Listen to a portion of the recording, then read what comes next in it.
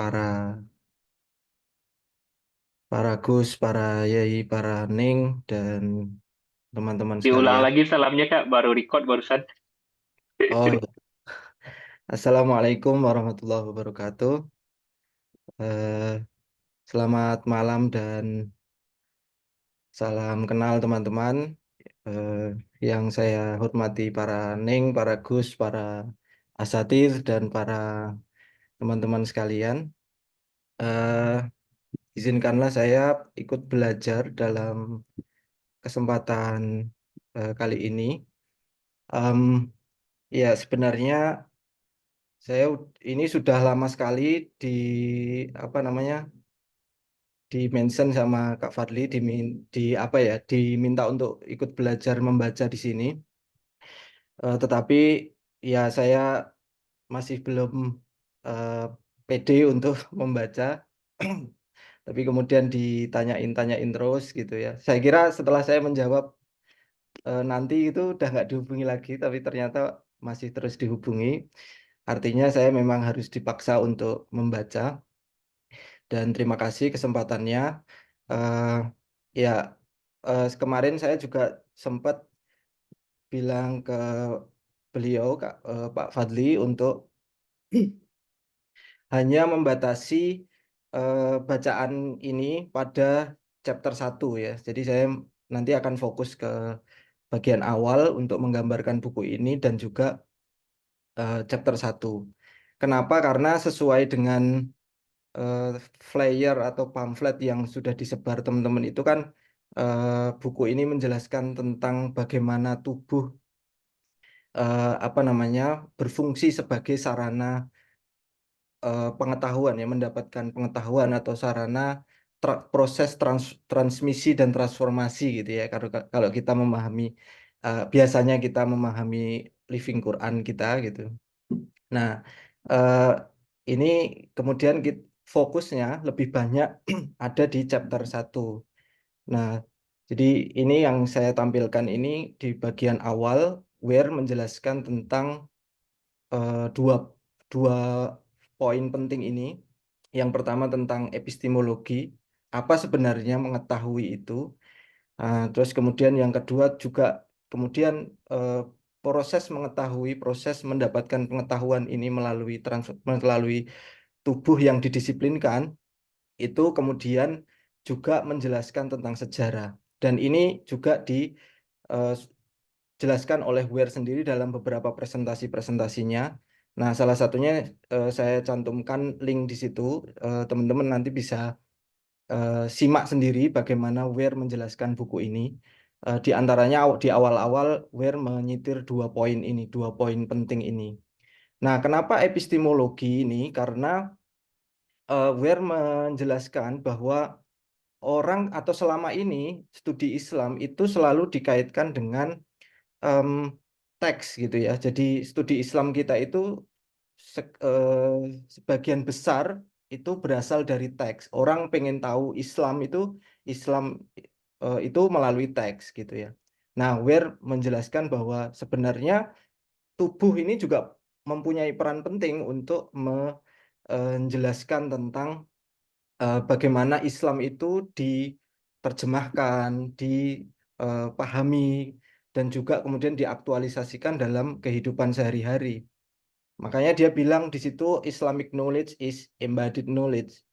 Eh, Pengetahuan Islam itu adalah pengetahuan yang menubuh, yang kalau kita pengen tahu Islam itu ya kita bisa lihat kok apa namanya bagaimana masyarakat Muslim apa namanya memahami ajaran Islam itu.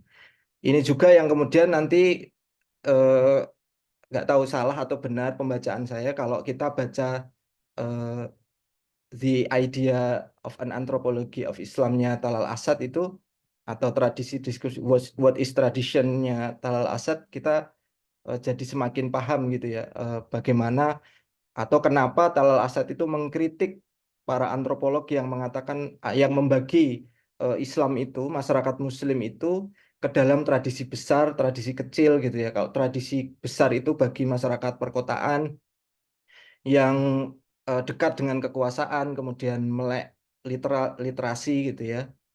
secara literal, secara akses bacaan dia mudah dan dia kemudian membaca literatur-literatur eh, agama, kemudian dia tidak bergantung lagi kepada preacher ataupun orang-orang suci.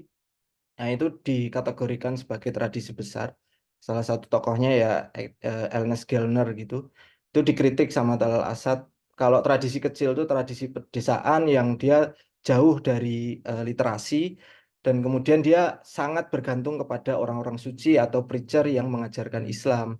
Jadi em, tradisi kecil ini yang orang-orang yang ngikut aja kepada religious authority di tempatnya. Nah, kata Asad nggak gitu, nggak bisa Islam dipahami begitu karena dalam rentetan sejarahnya Islam itu harus dipahami dalam konteks eh, sosialnya yang kemudian dia sangat bergantung atau mempunyai kaitan dengan relasi kuasa dan juga sejarah di mana masyarakat itu mencari koherensi atau cangkolan masa lalunya gitu. Jadi eh, sehingga lahirlah praktek-praktek tubuh tertentu yang kemudian berbeda antara satu tempat dengan tempat yang lain.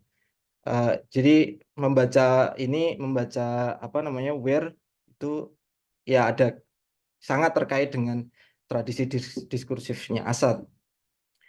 Nah, oke, ya ini sudah saya. Nah, ini yang sebenarnya sudah saya eh, singgung tadi ya, bagaimana kita studi Islam itu sebagian besar sangat bergantung atau sangat terkait erat dengan teks gitu ya. Jadi kalau kita pengen tahu Islam ya kita harus lari ke teksnya gitu dan seterusnya. Padahal ya kita bisa memahami tubuh bagaimana tubuh itu menyampaikan pengetahuan, menerjemahkan Islam dan juga mempraktekkan pengetahuan itu. Nah, sehingga di sini nanti apa namanya Ware melihat dan menjawab kritikan-kritikan oleh masyarakat Barat yang menganggap bahwa em, tradisi Islam dan tradisi pendidikan Al-Quran di Afrika Barat itu sangat terbelakang, membahayakan, tempat penyiksaan dan seterusnya. Nah, bagi Ware, nah ini yang dimaksud oleh Ware nanti yang disebut dengan epistemologi, apa itu memahami atau apa itu mengetahui. Jadi ada proses-proses pendisiplinan diri dan seterusnya. Nah, jadi tubuh yang berpengetahuan itu dibentuk bukan dilahirkan. Jadi kita nggak bisa kemudian lahir lalu tahu apa itu Islam atau eh, hanya membaca dan seterusnya. Kemudian kita, tetapi eh, dengan apa namanya tubuh itu selalu dibentuk oleh tradisinya, pengetahuan-pengetahuan di sekitarnya.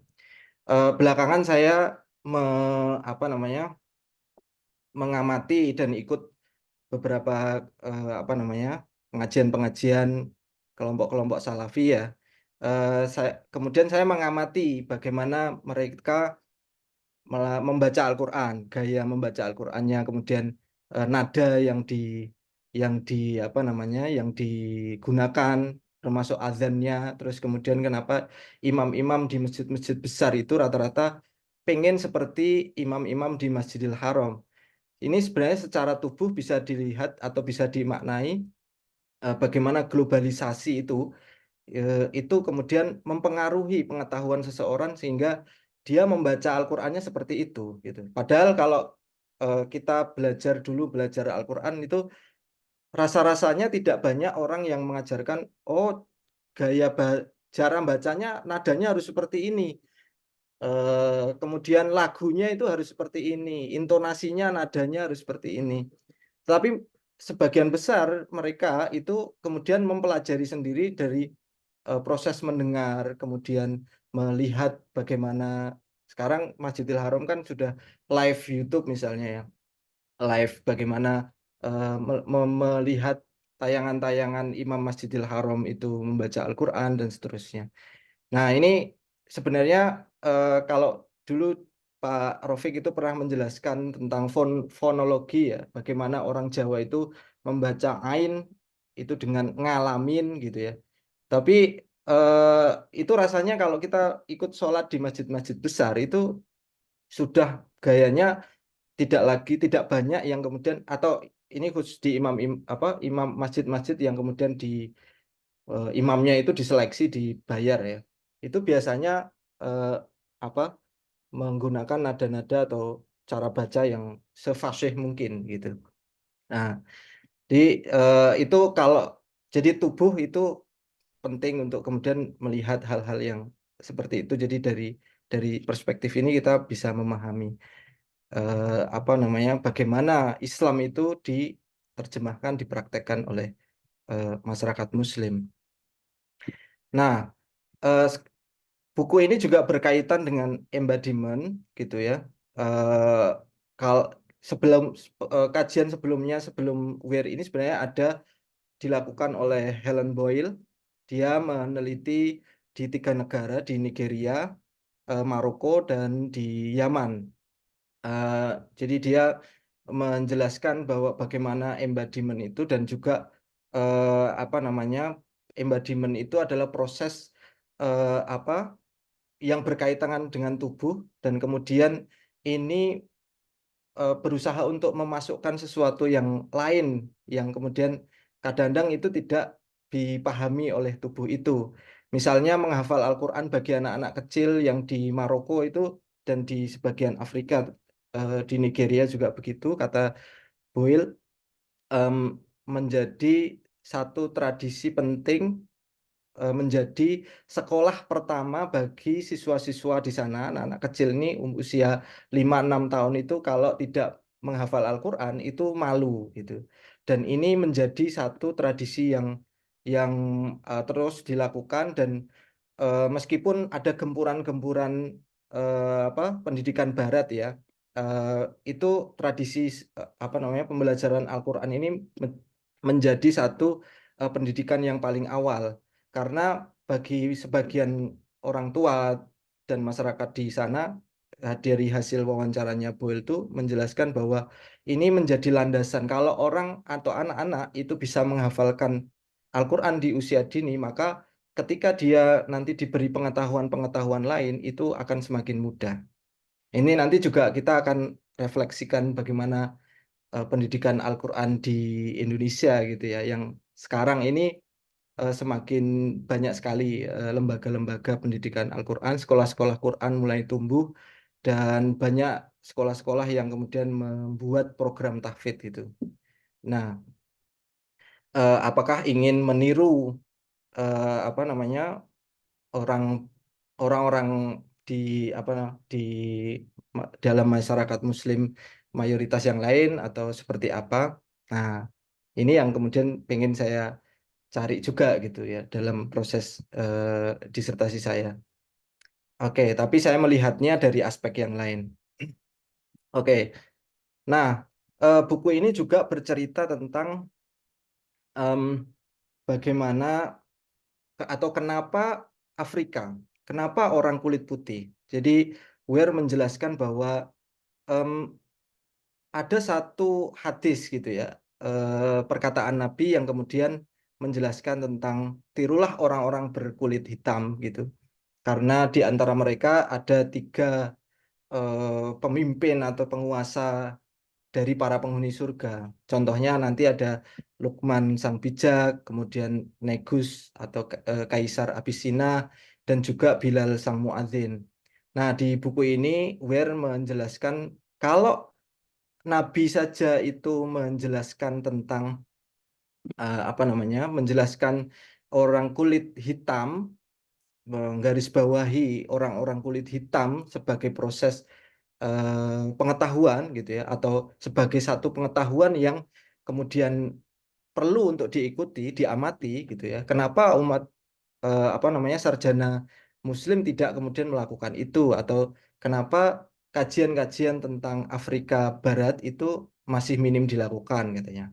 Dan juga kajian-kajian tentang Afrika atau kulit hitam itu rata-rata dikaji dan kemudian sebagian besar itu menganggap bahwa Afrika itu terbelakang, mundur dan seterusnya. Dan Weir dalam buku ini pengen membalikkan atau apa ya? Dia melihat sebaliknya, nggak gitu gitu. Kalau kisah Bilal itu sebagai seorang budak gitu, apa namanya? Dan kemudian dia kulit hitam, budak, kemudian diselamatkan oleh Abu Bakar. Nabi menyuruh Abu Bakar untuk menyelamatkan dia, dan kemudian diangkat suara apa namanya sebagai muadzin. Itu kata Weir rasa-rasanya tidak hanya semata-mata karena memiliki suara indah, tetapi ada kedekatan persahabatan antara Nabi dengan Bilal.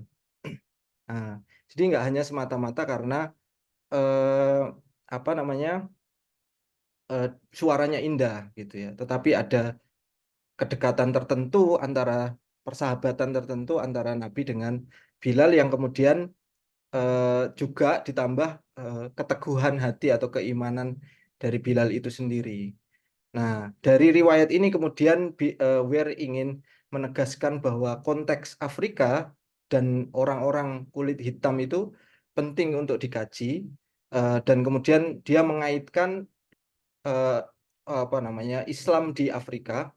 Dia eh, mengaitkan orang-orang Muslim Afrika itu dengan sejarah masa lalu, sejarah yang panjang, yang kemudian juga sebenarnya di chapter 2 Werni menjelaskan kenapa sekolah Al-Quran ini penting di Afrika ya, karena ada pertautan sejarah yang panjang di mana ketika abad ke-18 atau kalau nggak salah, atau sebelumnya, banyak jual beli budak yang kemudian dilakukan oleh raja di sana, dan tempat persembunyian yang paling aman itu ada di tempat di sekolah-sekolah Quran karena ulama mempunyai posisi penting di dalam tradisi mereka. Jadi ulama itu menjadi satu bagian penting yang kemudian tidak bisa disentuh oleh raja, dan ketika ada apa namanya eh, istilahnya pembabatan ya, atau pokoknya rajanya ini ngawur gitu ngambilin orang-orang untuk dijual, eh, karena kolonialisme juga, em, ada muncul perlawanan-perlawanan dari para ulama di sana, dan kemudian di dalam sekolah, apa namanya sekolah-sekolah Quran ini menjadi satu bagian dari proses perlawanan terhadap eh, politik pada waktu itu.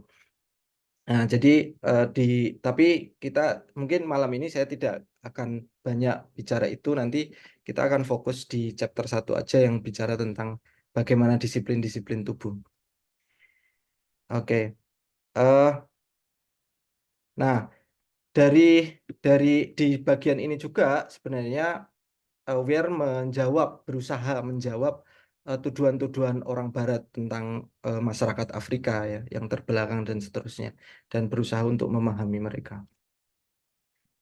Oke, membaca Weir, memahami Tal Asad, eh, tadi sudah saya singgung, tetapi sekali lagi bahwa Afrika itu di dalam buku ini Weir menjelaskan, khususnya di bagian introduction itu menjelaskan bahwa Afrika sering dipandang sebagai tempat yang pinggiran, terbelakang gitu ya.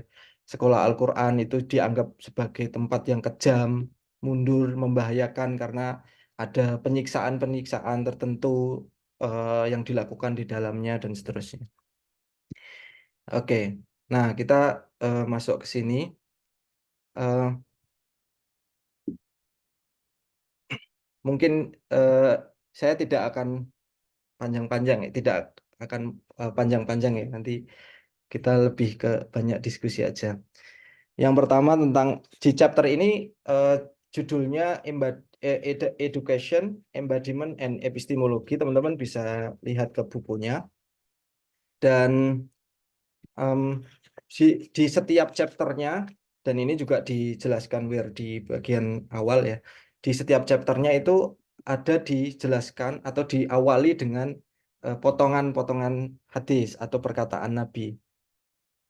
Misalnya di chapter 2 ini eh, Ware menjelaskan tentang apa namanya, jika Al-Quran itu diletakkan di atas kulit hewan atau kulit yang tidak disamak gitu dan dilemparkan ke dalam api, maka niscaya ia tidak akan terbakar gitu.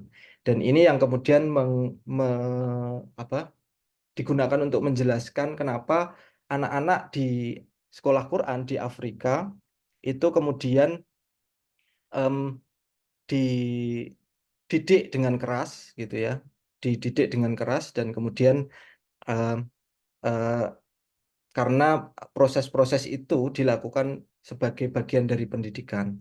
Di awal-awal, Ware menjawab tuduhan-tuduhan apa namanya dari Human Rights Watch tentang eh, bahwa apa namanya Dara ya, di situ disebut Daro atau tempat atau sekolah Al-Quran itu sebagai tempat yang tidak aman bagi anak-anak karena em, mereka melakukan eksploitasi kepada para murid gitu ya.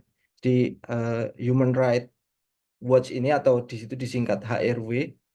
HRW ini NGO atau LSM dari Barat ini melihat bahwa para marobot atau para pengelola daro itu melakukan eksploitasi kepada murid untuk misalnya mencari sedekah. Nanti di penjelasan selanjutnya ada searching for alms atau pencarian sedekah, dan kemudian di situ ada the lash atau cambukan, terus kemudian dijewer, dicubit sampai berdarah, kemudian anak-anak itu disuruh melayani gurunya dan seterusnya. Eh, membuat menaruh wangi-wangian dan seterusnya. Kata kata eh, HRW ini, oh ini apa namanya, sekolah yang membahayakan dan tidak apa tidak tidak sesuai dengan pendidikan Barat gitu ya. Jadi kacamatanya lagi-lagi kacamata Barat gitu. Nanti kita bisa refleksikan juga di Indonesia ini sekarang pesantren-pesantren itu sudah tidak lagi melakukan pemukulan gitu ya. Oh, satu-satu sudah takut untuk melakukan pemukulan atau kekerasan, menghukum dengan secara fisik kepada siswa karena ya dianggap melanggar HAM dan seterusnya. Dan lagi-lagi ya itu kan semuanya cara berpikir atau pendidikan kita itu sudah terpengaruh oleh cara berpikir Barat gitu.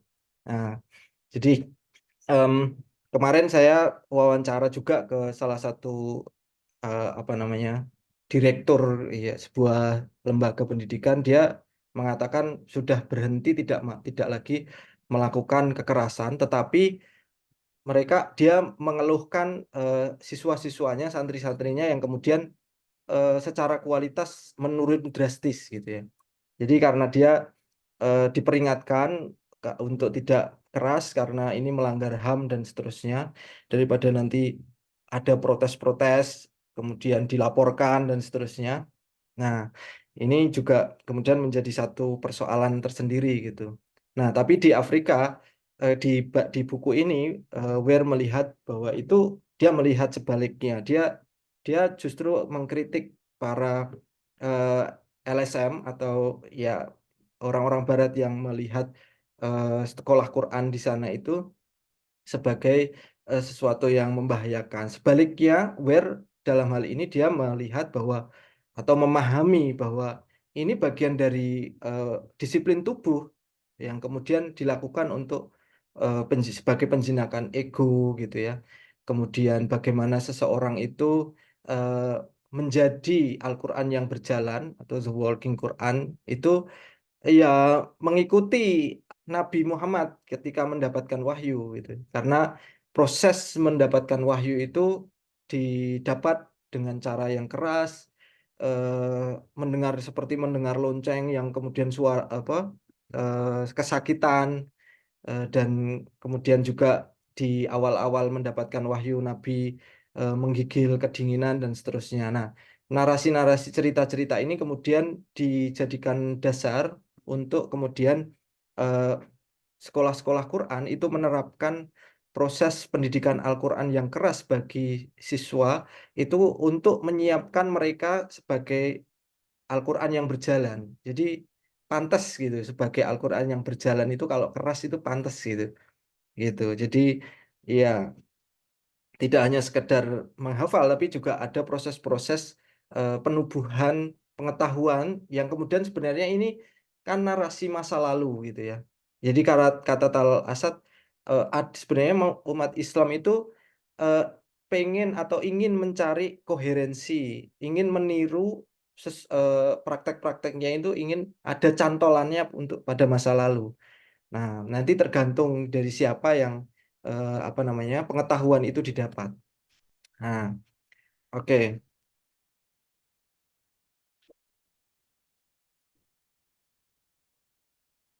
Ya. Selanjutnya, nah ada biar mungkin saya membaca apa yang saya sampaikan ini nanti tidak berurutan seperti yang di buku, tapi saya berusaha untuk mengaitkan satu dengan yang lain, penjelasan satu dengan yang lainnya. Ada istilahnya yar yang nggak tahu bacanya ini kata were ini bahasa Wolof atau bahasa bahasa Afrika yang kemudian eh, intinya adalah artinya atau diartikan sebagai mendidik gitu ya atau membesarkan. Tapi kata dia juga secara akar kata dalam bahasa Afrika itu berarti atau secara konkretnya lebih konkretnya itu berarti cambukan atau lash gitu ya, the lash.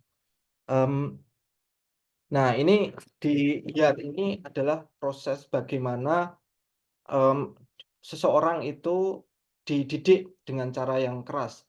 Jadi ini merupakan hukuman-hukuman fisik bagi santri seperti cambukan dan cubitan dan menurut yang di buku ini dijelaskan semua semua siswa, semua santri ya atau semua siswa itu pernah mengalami pendidikan yang keras ini. Tapi bagi mereka, mereka menjelaskan bahwa ya, ini menjadi bagian yang integral dari pendidikan. Bahkan orang tua sendiri ketika ditanya, kalau anaknya di apa namanya, dididik dengan keras itu bagaimana ya? Dia menganggap ya ini biasa aja, ini bagian dari pendidikan gitu. Nggak lapor polisi gitu ya. Kalau di Indonesia kan lapor polisi gitu. Nah, jadi orang tua yang kemudian di situ juga dijelaskan ada orang tua yang berpisah dengan anaknya, merelakan anaknya. Kalau di sana istilahnya jangan gitu ya. Atau ini semacam saya memahaminya semacam santri yang mondok mukim gitu. Karena di sekolah di Daro itu di sekolah-sekolah Quran di sana ada juga yang tidak mukim tapi ada yang jangan atau ada yang apa namanya santri mukim gitu. Yang dia rela melepas anaknya itu karena demi Allah dan kitabnya gitu ya. Nah, ini kata Weir disebut sebagai bagian dari powerful symbol of piety gitu atau symbol of Islam gitu ya. Jadi ini mungkin ada di banyak negara proses melakukan ini. Ini bagaimana orang tua itu rela berpisah dari anaknya meskipun anaknya masih kecil-kecil gitu. Dan seterusnya dan ini disebut dengan yar. Oke, terus ada juga yalwan. Yalwan ini adalah eh, mengemis makanan dan mencari sedekah. The quest for mencari sedekah. Praktek ini dianggap sebagai upaya untuk menghilangkan kesombongan, mengajarkan apa namanya kerendahan hati, menanamkan karakter yang baik. Dan ini yang juga dikritik oleh banyak NGO, banyak LSM, bahkan negara pun melakukan pelarangan terhadap ini, tapi praktek ini masih terus dilakukan karena ya ini dianggap sebagai praktek yang baik untuk menanamkan atau penjinakan ego tadi gitu. Khususnya ini dilakukan oleh santri-santri jangan yang tidak bisa atau mukim yang tidak bisa membayar apa namanya sekolah atau tidak bisa memenuhi apa namanya apa ya ya makan untuk makan sehari-hari gitu. Nah, makanya mereka mencari mengemis dan mencari sedekah. Saat membaca ini saya teringat santri-santri kalau setiap tahun itu biasanya ke rumah itu ada santri yang jualan kalender gitu. Atau mencari sedekah. Ini mau pembangunan pondok pesantren, kami disuruh kiai kami disuruh Romo Yai untuk mencari sedekah, kami ingin membangun pondok pesantren atau membangun masjid dan seterusnya. Biasanya ya mohon maaf itu sebenarnya tidak semua ya, tapi banyak sekali yang kemudian mengaku dia ketika saya tanya eh, dari mana emangnya pondoknya? Saya dari Madura, nah, gitu. Meskipun ada juga di pondok-pondok lain gitu. Kalau di Jawa Tengah kan biasanya saya tanya apa namanya? Coba sebentar saya cross check ke RMI gitu ya. Karena kebetulan saya juga bagian dari pengurus lembaga di PWNU Jawa Tengah ya gitu ya. Jadi ya saya tanya dulu gitu, ada nggak pondok ini gitu. Nah, tapi biasanya mereka terus pamit gitu. Nah, oke. Ini ialwan gitu ya, pencarian mencari sedekah gitu. Nah, kata dan ini sudah menjadi tradisi kata Weir, meskipun ada sekolah di Tivanwe, Tifone, gimana bacanya? Itu di kata Weir dibiayai oleh Tarekat Tijaniyah. Tarekat Tijaniyah ini kan terkenal tarekat yang menganjurkan untuk kaya gitu ya. Mursyidnya harus kaya, pengikutnya itu kaya gitu. Nah, ini tapi tetap aja mereka eh, apa diminta untuk mencari sedekah. Ini ya sekali sekali dua kali dalam setahun gitu. Dan mereka menolak sekolah-sekolah Quran itu menolak katanya menolak untuk diberi bantuan oleh pemerintah meskipun pemerintah melarang praktek ini tapi ya mereka tidak mau ya tetap ini bagian dari pendidikan gitu. Oke. Nah, untuk teman-teman kalau mau lihat ya bagaimana gambaran gambaran pendidikan sekolah Quran di Nigeria itu ada bukunya Hannah Hübner ya. Dan dia memfilmkan proses penelitiannya itu ada di YouTube-nya. Kira-kira durasinya 1 jaman. Sudah ada translator subtitle Inggrisnya. Itu linknya saya cantumkan di situ. Jadi Hannah Hübner ini fokus di Nigeria gitu ya, melihat bagaimana pengalaman anak-anak sekolah Al-Quran gitu. Ada di situ dia diceritakan ada satu aktornya yang kemudian dia mempraktekkan bagaimana dia ini pergi dari kampungnya dilepas orang tuanya hanya membawa pakaian gitu ya.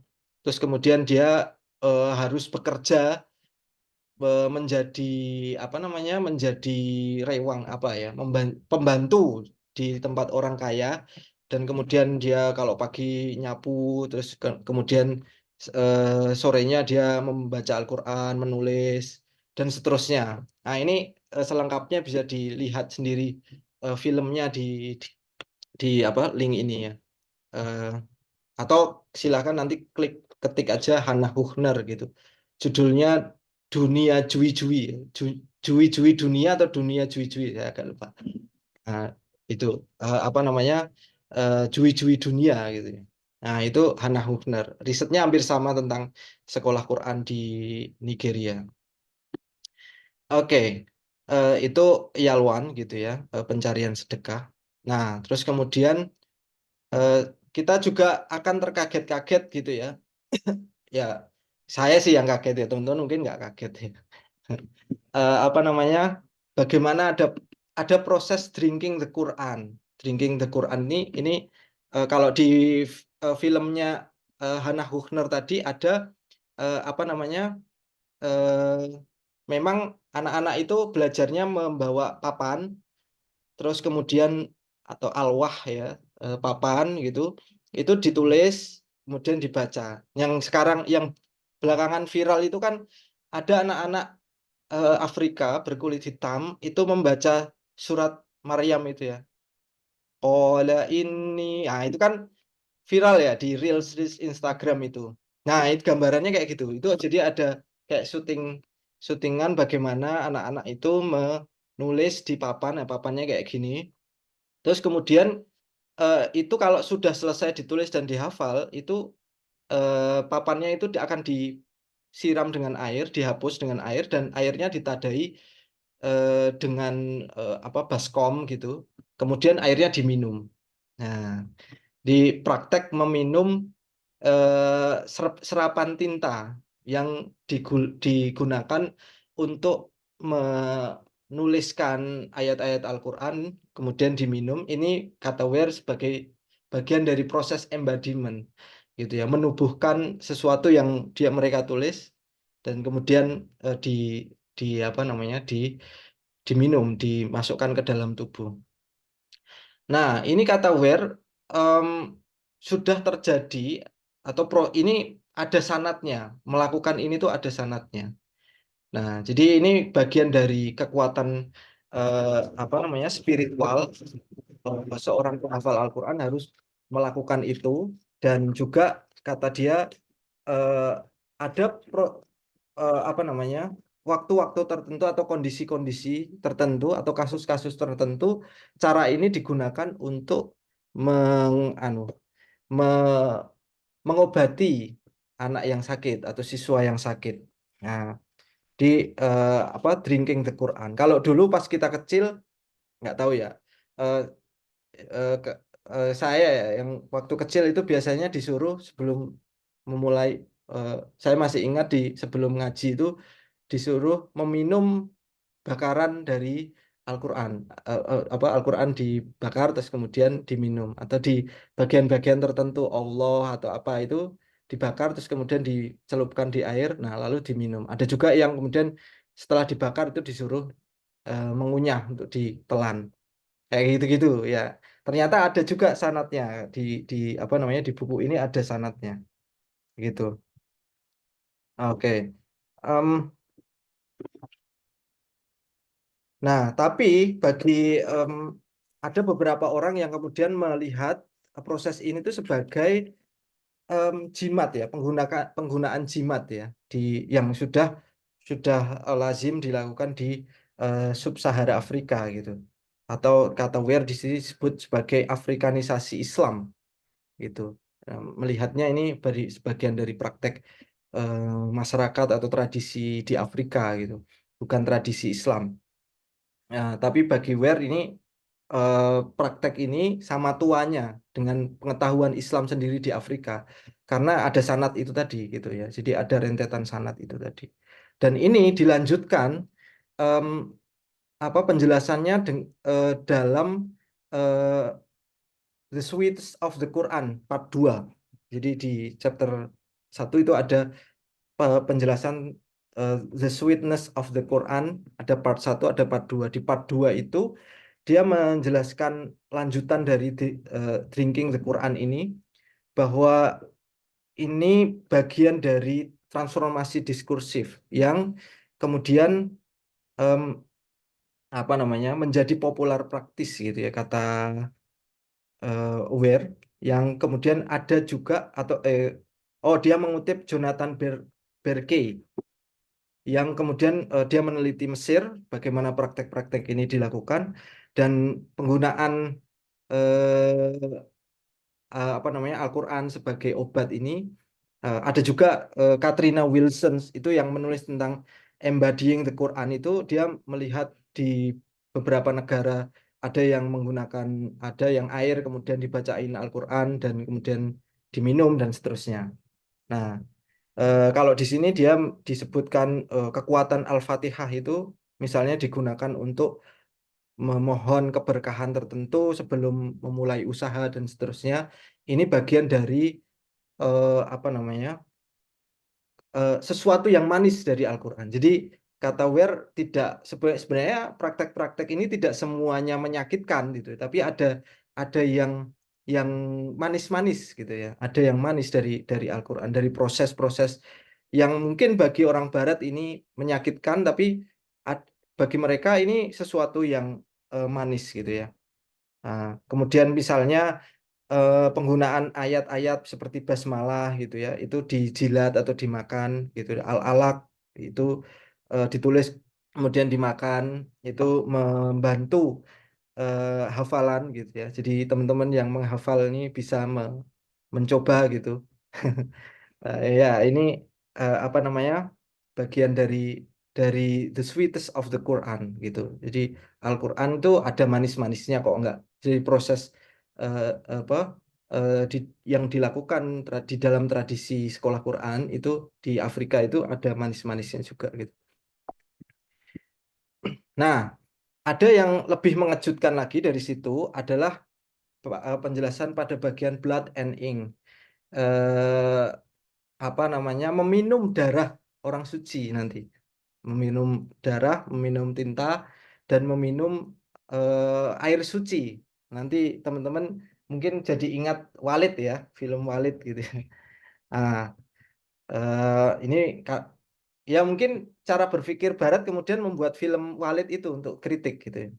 Tapi bagi Weir ini eh, sesuatu yang menarik ya, itu embodying the Quran di Afrika itu ya begitu itu gitu.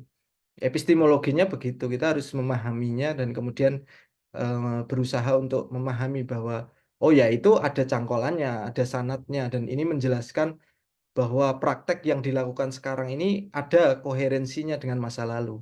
Nah, contohnya misalnya pada bagian cerita tentang meminum darah orang suci dari hasil bekam di dalam masyarakat Afrika. Nah, ini disandarkan pada riwayat Abdullah bin Zubair yang meminum darah Nabi. Jadi Abdullah bin Zubair itu pernah di apa minta untuk membuang darah Nabi sampai orang tidak bisa menemukannya gitu. Jadi Nabi habis bekam terus kemudian meminta untuk tolong ini darah saya dibuang sampai tidak ada orang yang meminumnya, menemukannya gitu ya. Nah, tapi kemudian Abdullah bin Zubair meminum darah itu gitu. Jadi darahnya diminum. Lalu kemudian Abdullah bin Zubair ditanya sama Nabi, kamu buang kemana darah saya gitu. Oh, di tempat yang tidak mungkin orang menemukan gitu. Di mana? Nah, eh, darah itu sudah saya masukkan ke dalam tubuhku gitu. Lalu Nabi merespon dengan darahku yang telah tercampur dengan darahnya, ia tidak akan mempan dibakar api neraka. Nah, ini hadis ini kemudian dipakai untuk melakukan praktek serupa yang kemudian oh kalau gitu meminum darah orang yang apa Al-Qur'an yang berjalan itu orang tidak akan mempan dibakar api neraka. Kenapa? Karena Nabi Muhammad itu adalah Al-Qur'an yang berjalan gitu. Nah, kata Weir ini hadisnya kontradiktif tapi menurut Dennis Grill hadis ini otentik gitu ya. Ada juga praktek meminum air bekas wudhu orang suci gitu ya. Nah, ini eh, apa namanya? Ada penjelasan tentang bagaimana eh, pengikut Ibnu Taimiyah ketika itu menadai apa? Menadai itu apa ya? Ya, eh, mengambil bekas air yang dipakai untuk menyucikan jenazahnya Ibnu Taimiyah dan kemudian itu digunakan untuk wudhu, digunakan untuk minum, diminum dan seterusnya. Jadi ada praktek-praktek seperti ini juga yang kemudian ini dilanjutkan dan masih dipraktekkan eh, misalnya bagaimana kemudian mengambil bekas wudhunya para guru dan seterusnya. Gitu. Kalau di pesantren kita kan paling paling paling ya hanya bekas minumnya guru gitu ya untuk jadi rebutan gitu ya. Gitu. Ya, kalau ini apa mengambil bekas wudhunya orang-orang suci gitu. Nah, ini praktek-praktek yang kemudian dilakukan eh, untuk mendapatkan keberkahan dari Al-Quran yang berjalan dari orang suci itu. Kan seperti eh, Nabi sendiri gitu. Oke. Nah, terus lalu gimana sih sebenarnya apakah mereka atau para talib talibe gitu ya, talib gitu ya, em, merespon ini gitu dan masyarakat merespon ini gitu. Ya kata mereka mempelajari Al-Quran itu sebenarnya nggak semuanya pahit kok, ada manis-manisnya, ada kesenangannya. ada kegembiraan, ada kepuasan ketika melewati proses-proses itu, proses-proses yang seperti seperti tadi, itu tidak semuanya menyakitkan, tapi ada juga yang, wah itu bagian dari proses untuk mendapatkan kepuasan gitu, gitu. Terus kemudian eh, ada guru yang baik, kemudian membagikan permainan kisah-kisah gitu ya. Terus kemudian meskipun ada sosok meski keras dari dalam proses pendidikan, mereka tetap mengenang gurunya. Guru apa namanya, eh, guru-guru itu tetap dihormati dan di dikenang oleh para murid. Nah, oke, terus ada juga yang penjelasan tentang your, sorry,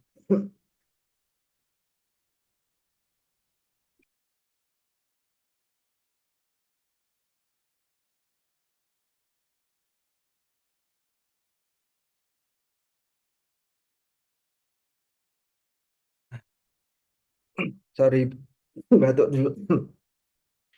Nah, di bagian penjelasan tentang your ini atau em, possessing the book, eh Ware mulai dengan pertanyaan ya, mempertanyakan ya, kenapa para alumni Tolibi ini atau itu menekankan atau pentingnya disiplin Yar dan Yalwan itu meskipun praktek itu dikutuk oleh negara gitu ya.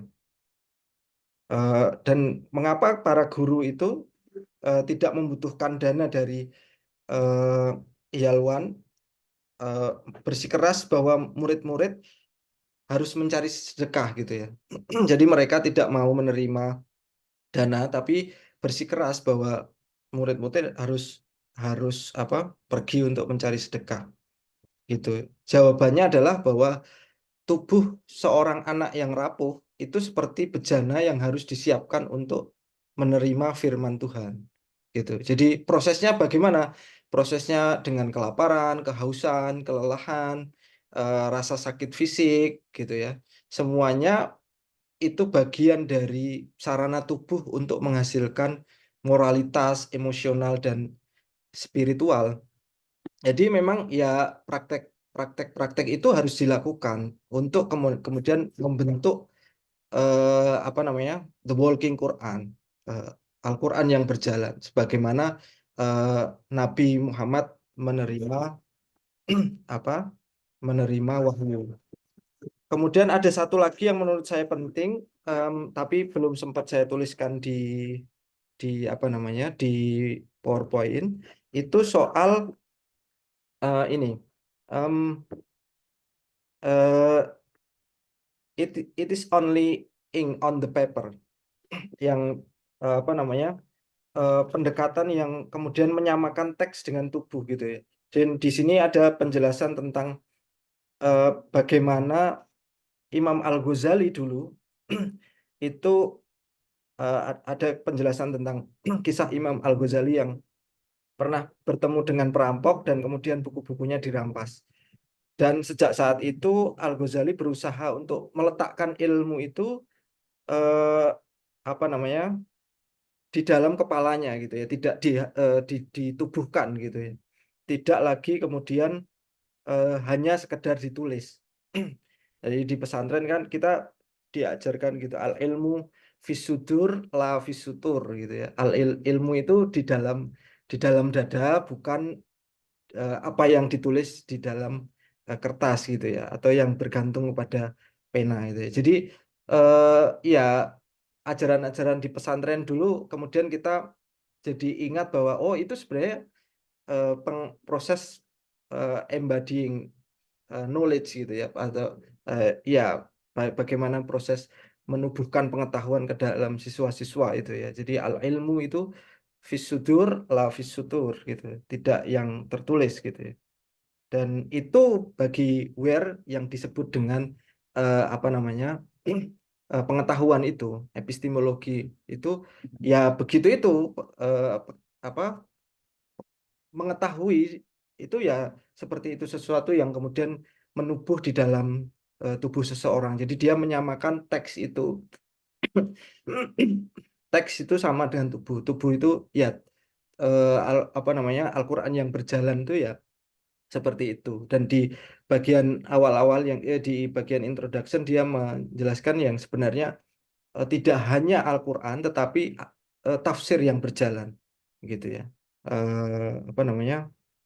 Karena orang yang membawa Al-Qur'an, yang menghafalkan Al-Qur'an itu sebenarnya dia membawa pengetahuan tentang Al-Qur'an itu. Nah, oke, mungkin ini penutup gitu ya.